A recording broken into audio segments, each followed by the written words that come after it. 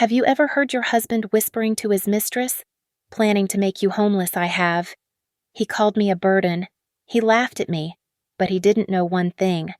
That skyscraper he calls his empire, the prime land it stands on, it has always, from the very beginning, been mine. My name is Maya. I am 35 years old, and I spend my days quantifying disaster. At Aegis Analytics, I am the one who tells global conglomerates exactly how much they stand to lose when the hurricane hits, when the market collapses, or when a key executive is caught skimming. I am paid to see the cracks in everything. My husband, Julian, builds things without cracks, or so he says. He is the charismatic face of Vanguard Properties, the man splashing his smile across Austin business magazines. He is the risk-taker, the visionary. I am, in his words, the safety net. Our life is the picture of new Austin wealth. We live in the penthouse of the Apex, the gleaming 40-story tower of glass and steel that is Julian's monument. He completed it 8 months ago. From our floor-to-ceiling windows, we can see the entire city sprawl out, a testament to his ambition. We are the golden couple, successful, wealthy, drowning in the cool, minimalist silence of our home. But I feel small here. Julian's presence fills every room. When I try to discuss the leverage ratios on his new projects, he pats my hand. "Maya, darling, you're too careful," he'll say, his voice booming with confidence. "You get lost in the weeds. You have to have vision, see the big picture." He calls me cautious. I call it professional prudence. He calls it a lack of vision. The picture cracked on a Tuesday night. It was late, past 9 o'clock. I was in my home office, running diagnostics on a new insurance model. The apartment was quiet. Julian was in the study next door, supposedly on a call with investors. He was always on calls. He must have forgotten to disconnect his phone from the living room's main audio system. The Bluetooth connected automatically. Suddenly, his conversation was not a distant murmur, but a crystal-clear broadcast filling the vast, empty space. And it was not an investor. "She's just so predictable, Sarah." Julian's voice, thick with a lazy amusement I hadn't heard in years. A woman's voice, smoky and sharp, laughed. Serafina, his partner, the sleek, ambitious woman who sat beside him at every gala. "She's always predictable, Julian. That's why she's the safety net." "Right." I froze. My fingers hovered over the keyboard. Julian laughed again, a low, cruel sound that vibrated through the speakers. "She'll be homeless soon enough. It's perfect. I just need her to sign the contract amendment next week. She thinks it's just refinancing. Once she signs, we collateralize the whole thing. Everything transfers to the new holding company. Maya will be left with not 1 cent. My breath caught. It was a physical impact, like being punched in the chest. "I cannot wait to see the look on your safe little wife's face when the marshals show up." Serafina purred. "Tossing her cautious ass out onto the street?" "She'll land on her feet," Julian said dismissively. "She'll go get another spreadsheet job. Now, tell me what you're wearing." I clicked off my monitor. The screen went black, reflecting my own stunned, pale face. The voices kept going, planning their future, planning my ruin. But I was no longer listening to them. There was no screaming, no shattering of glass. The analyst in me simply took over. The world didn't end. It just focused. The shock, that hot wave of betrayal, receded almost instantly. It was replaced by something else. A cold, quiet, terrifying calculation. I stood up from my desk, my movements smooth. I walked past the speakers, Julian's laugh still echoing, and went to the large abstract painting that hung in our hallway. I pushed the left side. A hidden panel clicked open, revealing a wall safe. My fingers, steady and sure, entered the combination. I did not reach for jewelry. I did not reach for cash. Instead, I pulled out a thick, heavy, leather-bound folder. It was old, the leather cracked, the pages yellowed. It felt ancient in our sterile, modern home. I opened it. The title on the first page was Clear Ground Lease Agreement. The property listed was the exact plot of land where we stood, the land beneath the apex. Instead of crying, I went to my desk, opened my laptop, and began to draft an email to a man who had been retired for 5 years. The email I sent to Marcus Thorne was simple. Marcus, I have a contract question. It's about that document you called a work of art 10 years ago. Are you taking clients? The document was my only inheritance from my great-aunt Alara. She was a recluse who owned a shockingly prime, if undeveloped, piece of downtown Austin that she had refused to sell for 50 years. When she left it to me, Julian, then my fiancé, saw his future. His eyes lit up, not with greed, or so I thought, but with vision. Maya, don't sell it, he had pleaded, his voice electric with ambition. Don't let them just put some parking garage on it. Let me build something, a monument. He proposed a 99-year ground lease. He and his new company, Vanguard Properties, would build his dream. I, the quiet analyst, would be the silent landowner, collecting a modest check. He was so charming. He sold me on his dream. I agreed, but I am a risk analyst. I do not sign things built on dreams. You handle the boring stuff, baby, he'd said, kissing my temple as he handed me the initial boilerplate contract from his new, cheap lawyer. You're so good at the fine print. I threw out his lawyer's draft.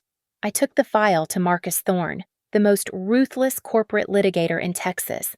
Marcus was semi-retired even then, but he owed me, years ago, during my internship. I had quietly pointed out an accounting error in his own partner's books that saved him a fortune. He taught me how to build a contract like a fortress. So we built one. We spent 3 weeks on it. We structured the lease payments, the insurance requirements, the maintenance fund mandates. Julian would build his tower. He would operate it. He would profit from it. But Vanguard Properties was the tenant. I, Maya, was the landlord, and I would always own the land. And then we wrote the default clauses. They were Marcus's masterpiece. They were specific, ironclad, and absolutely brutal. Julian was forbidden from using the property, the building, or the lease as collateral for any new debt, for any other project, without the express written, notarized consent of the landowner, me. If he violated this, it triggered a full default. The contract stipulated a cure period. Vanguard Properties would have exactly 30 days to cure the default, meaning pay off any and all illicitly acquired loans in full. If they failed, the 99-year lease was terminated, and, as per the clause Marcus was proudest of, any and all improvements, structures, and fixtures upon the land, which meant the 40-story billion-dollar Apex Tower itself, shall be immediately forfeit to the landowner as liquidated damages. No compensation, no negotiation. He would not just lose the land, he would lose the building. Julian, in his rush to break ground, in his supreme arrogance, signed the 200-page document. I remember he barely glanced at it, just scrawled his name with a flourish. To our future, he'd said, toasting me with champagne. That was 9 years ago. My phone rang at 2 a.m. Marcus. I am too old for this. Maya. His voice was a gravelly rumble. I pulled the county and bank records. You were right to call me. I sat up in bed, the sheets cool against my skin. Tell me. He's been busy. It's not one. Maya, it's 3. 3 separate loans from 3 different lenders in the last 6 months, all using the building as collateral, totaling, as best I can tell, about $45 million. I was silent. I was calculating. He's been using the money to cover losses on his other properties. Marcus continued. He's in deep. And yes, I'm looking at the digital signatures right now. They're good forgeries. I'll give him that. But they're not yours. He has violated the contract. I let out a breath I did not know I was holding. It was cold.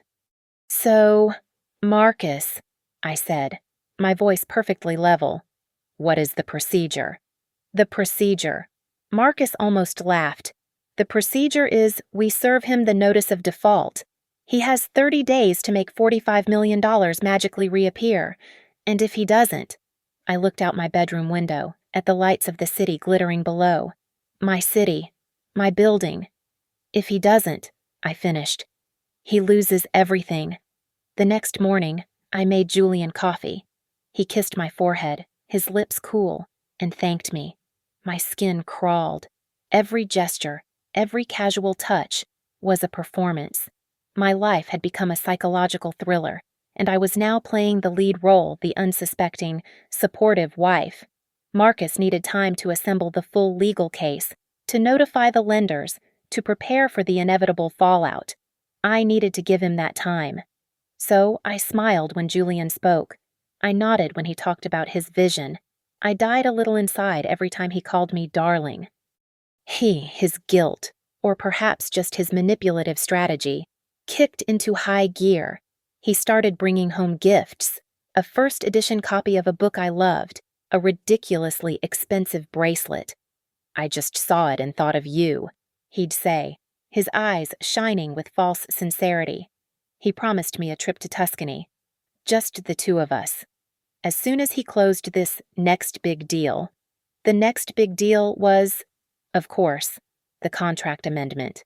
Hey, Maya, he said casually over breakfast on Saturday. My lawyers finally sent over that amendment.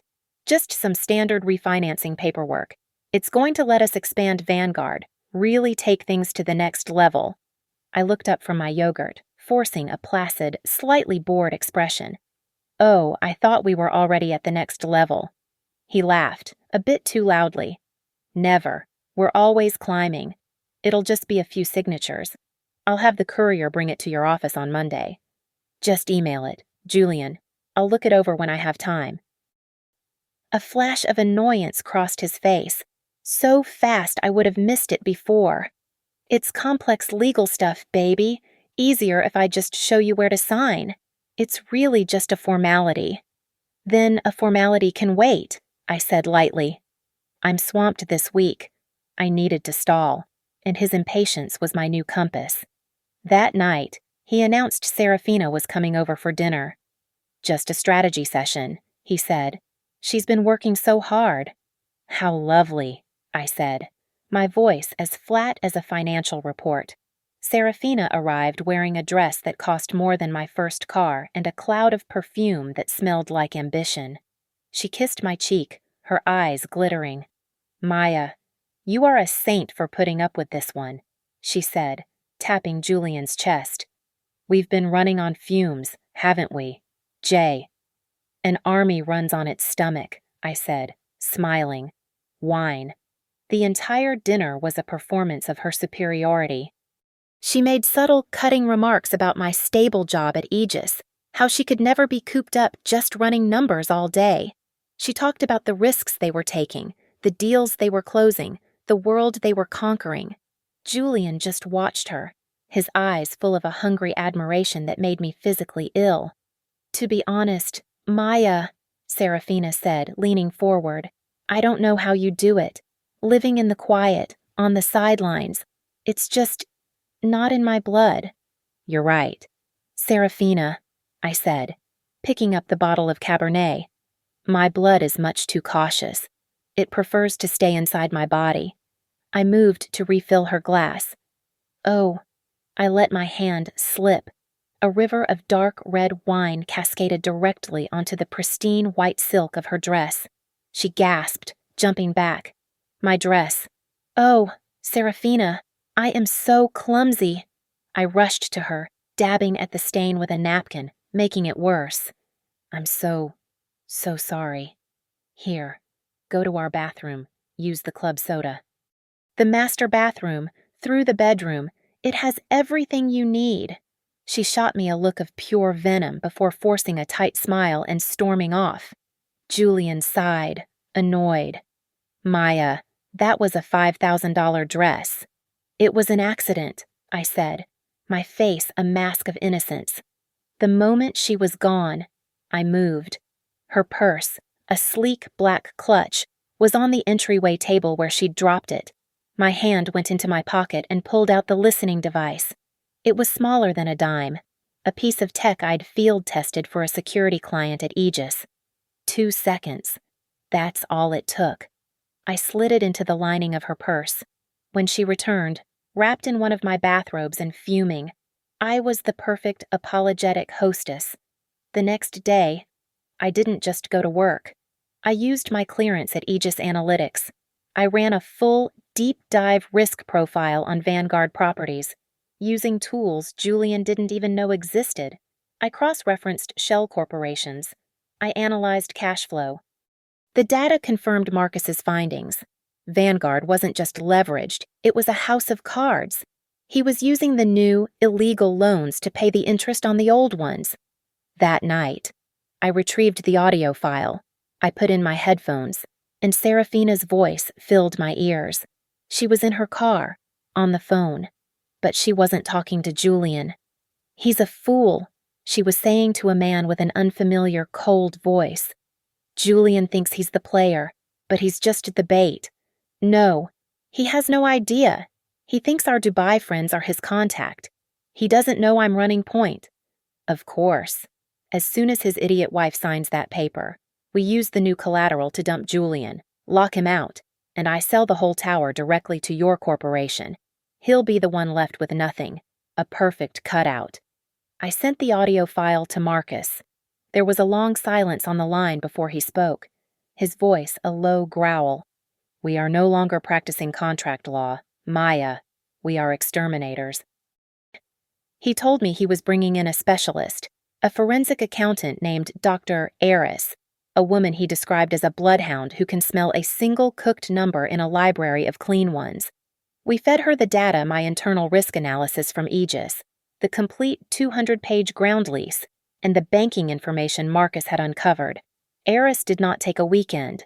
She worked straight through, and on Monday morning, she presented her findings. "It's worse than we thought," she said, her voice crisp and completely impersonal.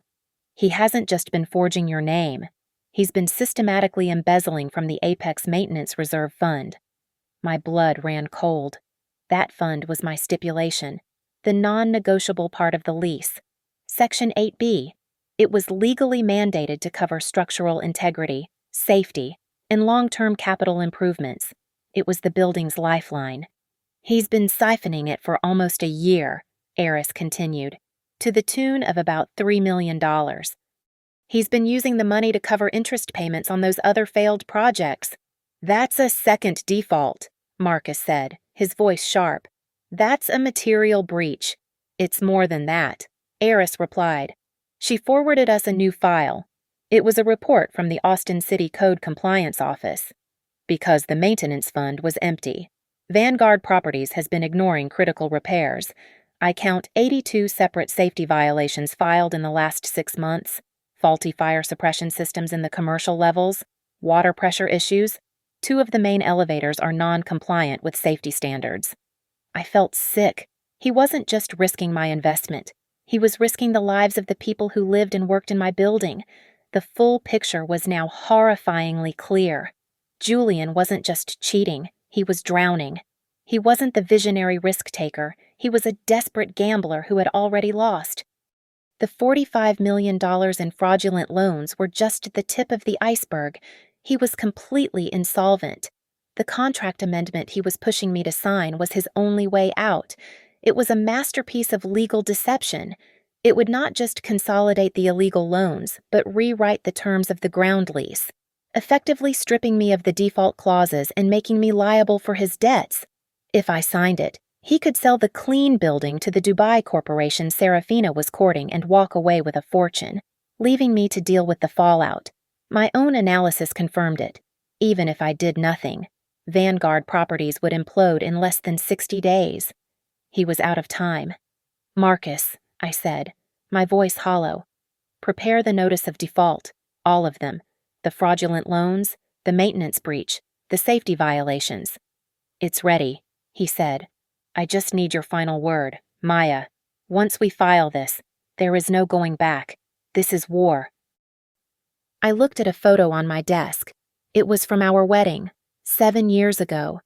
He was looking at me, his smile so bright it eclipsed the sun.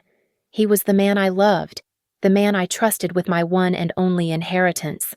A flicker of something, a hesitation, a memory of the good before the bad. And then I heard his voice in my head, laughing to his mistress. She'll be homeless soon. The hesitation shattered. The memory of love turned to ash. I was a risk analyst, and I had miscalculated. This was not a personal betrayal. It was a catastrophic failure of my own due diligence. And it was time to correct the error. File it, Marcus. File it all. Done, he said. We were ending the call when Dr. Eris spoke one last time. Just so you know, Mrs. She paused. Actually, just Maya. The $3 million he embezzled from the maintenance fund. I found where it went. Another failing project, I assume, I said, exhausted. No, Eris said. He routed it through 3 shell companies, but the final destination was a single, anonymous, high-interest account in the Cayman Islands. It's sitting there, untouched. So he was planning to run, I murmured. Not exactly. The account isn't in his name, Aris said. It's in Serafina's. Every single penny. He was taking all the legal risk by forging your name, and she was taking all the cash. He's not just her lover, Maya. He's her fall guy. The knowledge that Serafina was the true predator and Julian just the loudest animal in her trap changed everything. The cold, calculated anger I felt for my husband was simple. This was complex. This was interesting. My revenge couldn't be just on Julian. It had to be on both of them. And Serafina, who was playing a game of international finance, required a different kind of opponent. I went back to my terminal at Aegis. Serafina thought she was dealing with a Dubai corporation. That was sloppy. There was no Dubai corporation. There was a global acquisitions fund, Al Gharib Capital, which had a branch in Dubai, and they did not make billion-dollar acquisitions through emotional fools like Serafina. They used fixers. It took me 4 hours, tracing shell corporations and public filings, to find the name of the woman Al Gharib sent to handle their North American portfolio. Her name was Eliza Vance. She was not a partner. She was senior counsel and chief acquisitions officer. She was, by all accounts, utterly terrifying, brutally efficient, and had a reputation for destroying anyone who wasted her time. I scheduled a meeting with her at a neutral location, a law office downtown, not the Apex. I booked it under the name of a holding company Aegis uses for sensitive client interactions. When Eliza Vance walked in, the temperature of the room dropped 10 degrees. She was in her 50s, wearing a gray suit that probably cost more than my salary, and her eyes were a pale, Arctic blue. She did not shake my hand. "You have 30 minutes," she said, sitting down. "The clock is running." "Thank you for your time, Ms. Vance," I said. I slid a tablet across the table. "I am not here as a victim. I am here as the beneficial owner of an asset your fund is currently in negotiations to purchase. I am here to inform you that you are being conned." She raised one perfectly sculpted eyebrow. "The asset," I continued, "is the Apex Tower, and the woman you are dealing with, Serafina, is not authorized to sell it. In fact, she is actively defrauding both her partner and your corporation." I walked her through the presentation. I did not use emotion. I used facts. Slide 1, the full, unredacted ground lease agreement, with my name as landowner. Slide 2, the forged loan agreements and the corresponding notice of default. Slide 3, the complete forensic accounting report from Dr. Eris detailing the $3 million embezzlement from the maintenance fund. Slide 4, the 82 city code violations for non-compliance and safety. Her face remained impassive, but her knuckles were white on her pen. "This is a legal matter for the seller," she said, her voice clipped. "Why are you here?" "Because of this," I said. I pressed play on the audio file. We listened in silence to Serafina's voice, boasting to her unknown contact, explaining her plan to use Algarib's money to lock out Julian and take the building for herself. We listened to her call Eliza Vance's team a bunch of arrogant suits I can wrap around my finger. A slow, cold fury rose in Eliza's gaze. She did not look betrayed. She looked insulted. She had been lied to by an amateur, and that was unforgivable. "She has wasted my time," Eliza said. It sounded like a death sentence. "She is about to waste your money," I countered. "If you wire her a deposit, it will vanish, and you will be buying a property that reverts to my full ownership in 30 days. You would be buying a lawsuit, not a building." I made my pitch. "Do not buy this building from those two. They are toxic, and the title is hopelessly clouded. Let them burn." "And what do you propose?" she asked. "I propose a new deal. Right now, they are in default. Marcus Thorne, my counsel, is serving them papers as we speak. They have 30 days to cure $45 million in debt. They cannot. When that deadline expires, I, as per my contract, will repossess the land and all improvements on it. I will have a clean, unencumbered title." I leaned forward. "Help me, not legally, just with the environment. Ensure they cannot find financing elsewhere. In 31 days, I will walk into my building as the sole owner, and on that day, I will sell the Apex directly to you. No Serafina, no Julian, a clean, simple transaction at a 10% discount from your current offer, as a gesture of goodwill." Eliza Vance was silent for a full minute. She was calculating. She saw the deal. It was better, cleaner, and she got her revenge for free. "They won't last 30 days, she said, standing up. She finally held out her hand. "I hate being lied to, Maya. It's bad for business." We shook hands. The alliance was formed. I thought she would just wait, but Eliza Vance was not a passive investor. She walked out of that office, got into her car, and, as I learned later, made 2 phone calls. The first was to the primary lender for Vanguard's other projects, a bank she held significant influence over. The second was to a credit rating agency. By 5 o'clock that evening, a revolving line of credit Julian was depending on to make payroll was suddenly, inexplicably frozen, pending a risk review. He didn't just have a 30-day deadline anymore. Eliza had just lit his entire world on fire. Julian's panic had a distinct smell, expensive cologne, and desperation. Eliza's move had been devastating. He couldn't make payroll. His credit was frozen. He was, for the first time in his life, genuinely scared, and it made him incredibly dangerous. He didn't know why his credit was frozen. He just knew his only escape hatch was the contract amendment. He became suffocatingly attentive.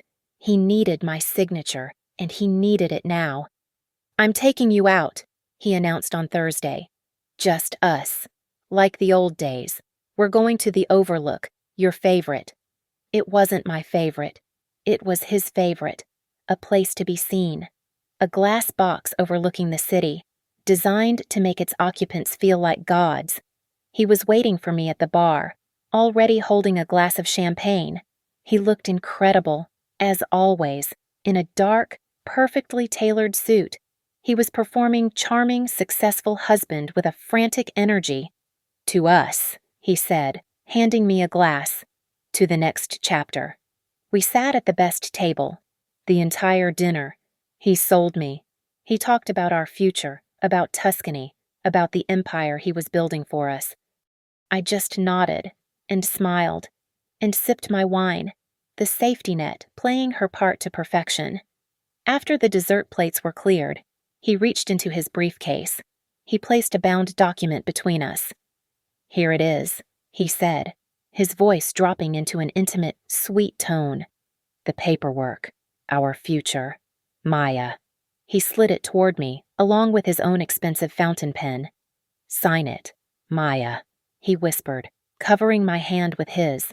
His palm was damp. "Sign it, for us." I looked at his hand on mine. I looked at the document that would sign away my life, and I smiled. Of course, I said. I pulled my hand away, but not to take the pen. I reached into my purse and took out my phone. I opened my email drafts to the one I had prepared that afternoon. The recipient was Marcus Thorne. The subject was execute. I tapped send. Just 1 second. Julian, I said, my smile widening. Just sending a quick work email. I looked up at him, his face a mask of impatient affection. You said this was for our future, I said, my voice light. Which future were you referring to? A flicker of confusion in his eyes. What Maya, just sign. His phone, sitting on the table, buzzed loudly, a new email notification. He glanced at it, annoyed by the interruption. His brows furrowed. He picked it up. Who the hell is Marcus Thorne? He muttered. He opened the email. I watched his face. The tan, confident mask of Julian, the visionary, dissolved. It was like watching a statue crack and crumble in fast motion. His blood drained, leaving a pasty, grayish white. His eyes, wide with disbelief, scanned the first page of the attached PDF. Notice. Notice of default. He choked out, his voice a hoarse whisper. What is this? This is insane! At the exact same moment, across the crowded restaurant, another phone buzzed. I glanced over. Serafina. She was sitting at the bar, pretending to be waiting for a date, her back to us. A chance encounter to apply more pressure. She looked down at her phone, a bored expression on her face. I watched her read the email from Eliza Vance. I couldn't hear the words, but I saw the message land. Her hand, holding her martini, began to shake. The glass clattered against the bar. She stared at her screen, her perfect, predatory world evaporating. I turned back to my husband. Who is Marcus Thorne? I said, my voice cold and clear in the sudden silence between us. He's my lawyer, and that is your 30-day notice. I reached into my own bag and pulled out my own stack of papers. I placed them on the table, covering his contract amendment. This, I said, tapping the top page, is not a suggestion. Julian, this is a list of your failures. You have 30 days to cure $45 million in fraudulent loans. You have 30 days to fix 82 separate life-threatening safety violations in my building. His mouth opened, but no sound came out. If you do not, I said, standing up. I smoothed the lines of my dress. If you do not, per the terms of the ground lease you signed, I will be repossessing the land, and, of course, all improvements on it. I looked down at the shell of the man I had once loved, his face a rictus of pure, unadulterated horror. I take back my building, Julian. I take back my land. I take back your empire. Welcome to homeless. I turned and walked away. I didn't look back, but as I left the restaurant, I heard the first sounds of the explosion. Not a bomb. Something far more satisfying. You. Serafina was storming over to the table, her face white with rage, pointing at Julian. What did you do? Vance just canceled everything, you idiot. Me. Julian's voice was a high-pitched screech. She sent this your safe little wife just. I let the heavy glass doors swing shut, cutting off their mutual accusations, leaving them to their panic and their ruin, finally, blissfully, in my past. The financial world is a small, gossiping town.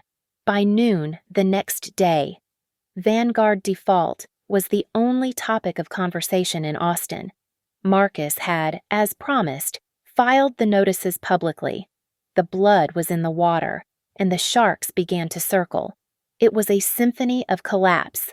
Julian and Serafina, who were last seen screaming at each other in the restaurant, were now frantically, separately, trying to stop the bleeding. They called every bank, every private equity firm, every lender they had ever known. It was useless. Eliza Vance had done her work too well. The word was out. Vanguard was toxic.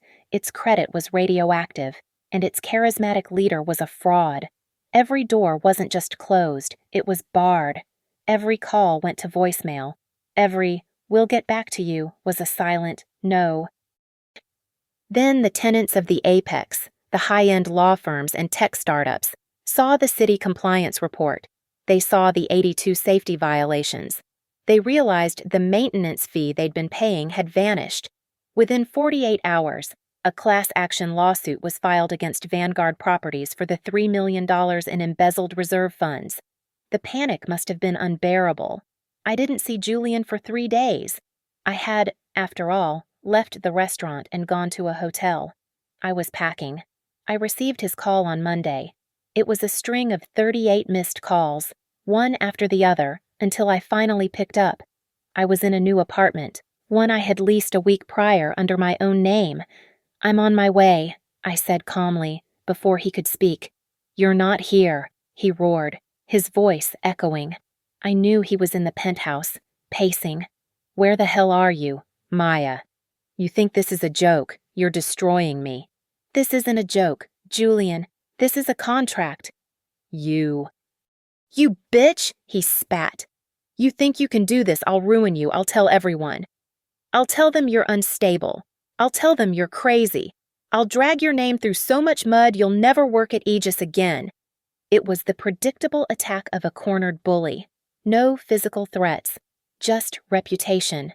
The one thing he had ever cared about. "Are you done?"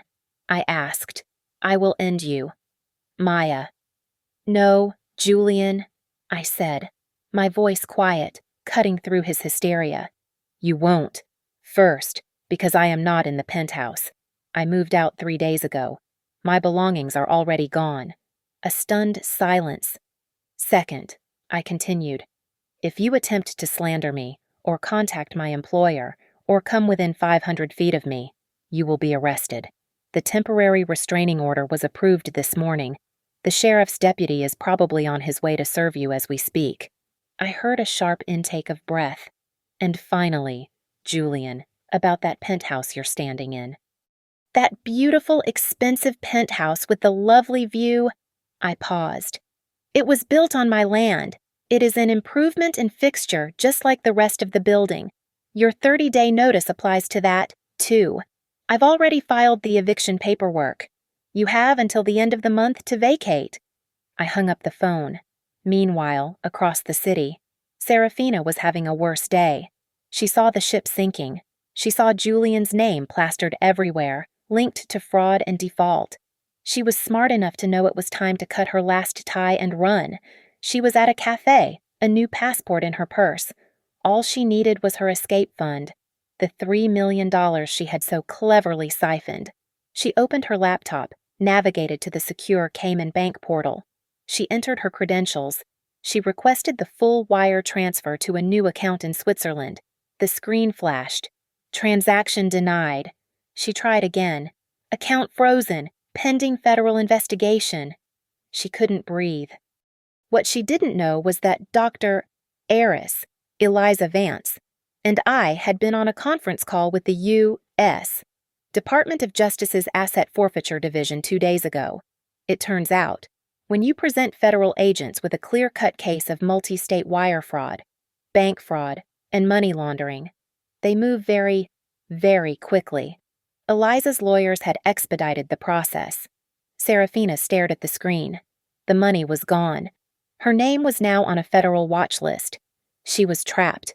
She wasn't the player. She was just another pawn who had been sacrificed. The 30-day clock was a time bomb, and the final tick was approaching. Day 28. Day 29. Julian and Serafina were, for all intents and purposes, financially erased. They were ghosts haunting a city that had once worshipped them. The eviction from the penthouse had been a quiet, humiliating affair. I was not there. Marcus had sent a legal team. Julian, the man of vision, was last seen checking into a residence inn by the highway, paying in cash. He was now, officially, homeless. His calls started again on day 29. The rage was gone, replaced by something far more unsettling, abject desperation.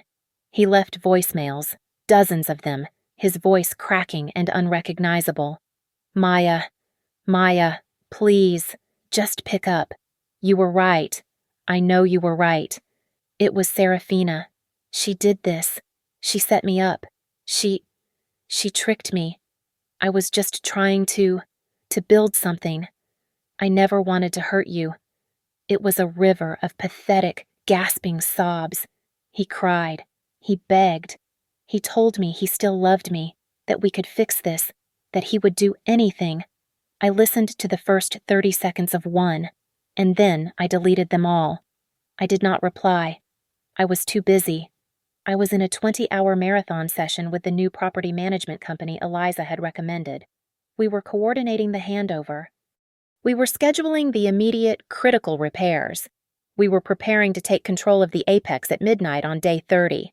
My focus was not on the past, it was on securing the asset. Serafina, on the other hand, had simply vanished. She was a defendant in a federal case and a class action lawsuit, but she had failed to appear.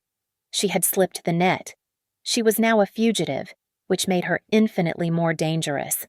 Be careful, Maya, Marcus had told me that morning, his voice heavy. It's the last move on the board. People who have nothing left to lose are the most dangerous people in the world. They don't play by any rules. His words were echoing in my head when my phone lit up with a new message.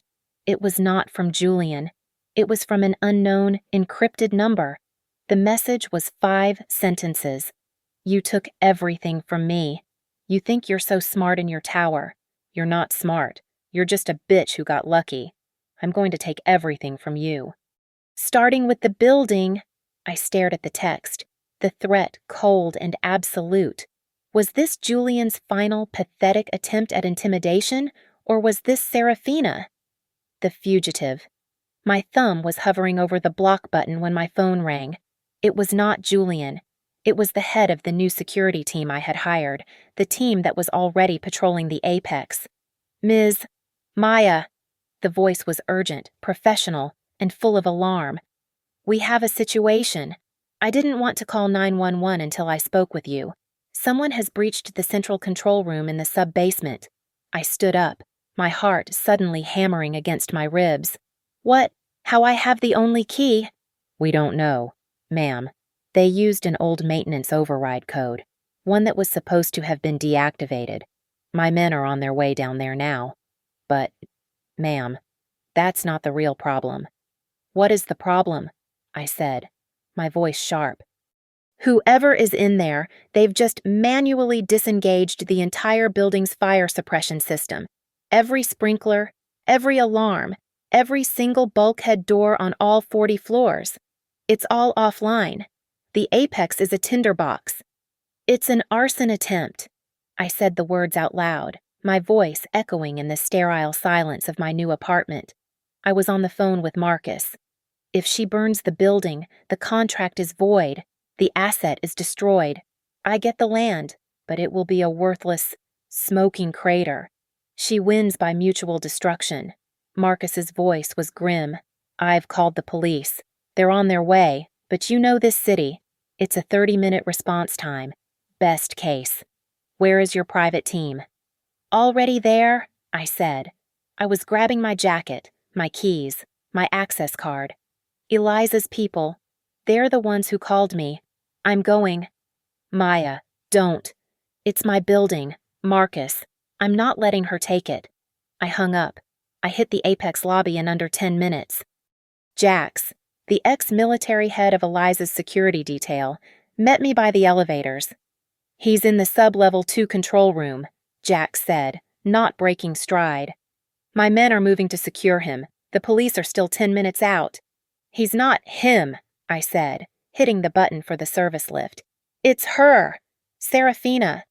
The elevator doors opened onto the concrete chill of the sub-basement. We heard shouting. Jax and his 2 men moved first, weapons low and ready. We rounded the corner to the control room. The door was forced. Inside, it was chaos, but not the chaos I expected. Julian was there. He was on the floor, propped against a server rack, his face bloody from a gash on his forehead. He was frantically trying to type on a laptop, his hands shaking. "I'm trying," he yelled, his voice cracking with terror. "I'm trying to override the lockout." He saw me. His entire body deflated in a wave of pathetic relief. "Maya, thank God it wasn't me, I swear to God, it wasn't me." Jax's men fanned out, clearing the small room. "Clear talk," I said to Julian, my voice flat. "It's Serafina, she's insane," he babbled, tears mixing with the blood on his face. "She called me, she said she had a plan, one last way to get leverage. I thought she just meant—" I don't know what I thought. I used my old construction override code to get her into the maintenance corridors. I thought we were just talking. And then she pulled this." He pointed to a heavy-duty wrench on the floor. "She hit me. She said I was a weak, pathetic fool and she was tired of working with idiots." He was crying freely now. "She had a bag, 4 large red gasoline cans. She took them and she locked me out of the main system. She went up. She's on the tech floor. She's going to burn it all down. Maya, she's going to burn us all." The tech floor. My mind was already pulling up the blueprints, the schematics I had memorized. "No," I said, thinking aloud. "The tech floor is a concrete bunker. She'd suffocate. She needs air." My eyes shot to the main building schematic on the wall. "The HVAC. She's going to the roof. She'll use the main ventilation shaft as a chimney, pour the gasoline down the intake, and light the entire system. It would gut the building in 20 minutes. My men are on the way," Jack said into his radio. "We'll take the emergency stairs. We'll cut her off." "You'll be too late," I said. "It's 40 floors. She'll be there before you're halfway." "What do you suggest?" Jax asked, his eyes narrow. I walked to a rusted metal plate in the corner of the room, one that was marked "Do Not Use." "I suggest a shortcut." I knew this building's secrets. During the build, I insisted they keep the original freight shaft from the old structure. Julian called it a waste of money. "It's a single-car maintenance elevator. It goes straight to the roof." "It's not safe," Julian whimpered. "Neither is a fire," I said, pulling the panel open. I stepped into the darkness. "I'm not waiting for the police." The ride-up was loud, a screeching of metal on metal. When the cage doors opened, the wind hit me so hard it stole my breath. The roof was a dark, howling expanse, the lights of Austin sparkling below. Serafina was there, standing on the ledge of the massive HVAC unit. The gasoline cans were pooled at her feet, but she wasn't holding a lighter. She turned to me, her expensive dress torn, her hair a wild mane. Her laugh was a scream. "The risk analyst, did you run the numbers on this? Maya, did you? I was so impressed. Getting the feds to freeze my money. Brilliant." She held up what was in her hands. It was not a lighter. It was a crude, heavy device, made of pipes and wires, a small digital timer glowing green. "You took everything," she said, her voice dropping to a terrifying calm. "So I'm taking everything. But you think too small. You thought I'd just light a fire." She held the bomb high. "I'm not just burning it, I'm leveling it. This is it, the final, uncalculated variable." Serafina stood on the ledge, the wind whipping her hair, her face a mask of triumphant insanity. "You always thought you were smarter than me, didn't you, you pathetic little risk analyst?" She shrieked over the wind, holding the bomb up like a trophy. "You calculate this. You calculate the explosive yield of pure hatred." The door to the roof crashed open again. It was Julian, stumbling, his face pale and streaked with blood. He saw the device in her hand, and a sound of pure animal terror escaped him. "Sarah, no, please, don't do this," he begged, crawling on the rooftop, his pride completely gone. "We can fix this. Give me the—" "Just put it down. We can talk." Serafina let out a wild, high-pitched laugh that cut through the night. "Talk. We are done talking. Julian, you weak, Useless. Coward. She spat the words at him. You let her do this, and you— She wheeled back to me. You took everything, my money, my future, my deal. You both deserve to burn. She was ranting, screaming at the city, at Julian, at me. But I wasn't listening to her words. I was analyzing her position. She was standing directly on the steel grate of the primary access platform, and directly above her, looming in the darkness, was the massive, silent bulk of the #1 cooling tower. It was a design I had personally fought for. After a fire at another developer's building, I had insisted on a failsafe. Julian had called me paranoid. It's an emergency deluge system. Maya. He'd scoffed. We're not running a nuclear reactor. But I'd forced it into the final design. Julian was still screaming at her. I'll get you money. Sarah, I promise I'll get it. Just— He was a perfect distraction, while her eyes, full of venom, were locked on the pathetic man she had so thoroughly broken. I moved. I did not run. I walked, my steps steady, to the emergency control panel 20 feet away, set into the concrete wall. My fingers found the latch. I flipped open the cover. Inside was a single, large, red button protected by a glass case. I smashed the glass with my elbow. You want to talk about risk? Serafina! I shouted. She turned, her eyes wide, realizing I was no longer in front of her. I slammed my entire body weight onto the button. For 1 second, there was nothing but the sound of the wind. Then, a groaning of immense pressure. Then, a sound like the ocean breaking. The emergency deluge activated. A solid, pressurized wall of freezing water, thousands of gallons dropped from the tower directly onto Serafina. It was not a spray. It was a waterfall. The impact was immediate. She was slammed flat to the steel deck, the bomb torn from her grasp. It skidded across the wet roof, its green light shorting out with a fizz. The force of the water was so strong she couldn't even get to her knees.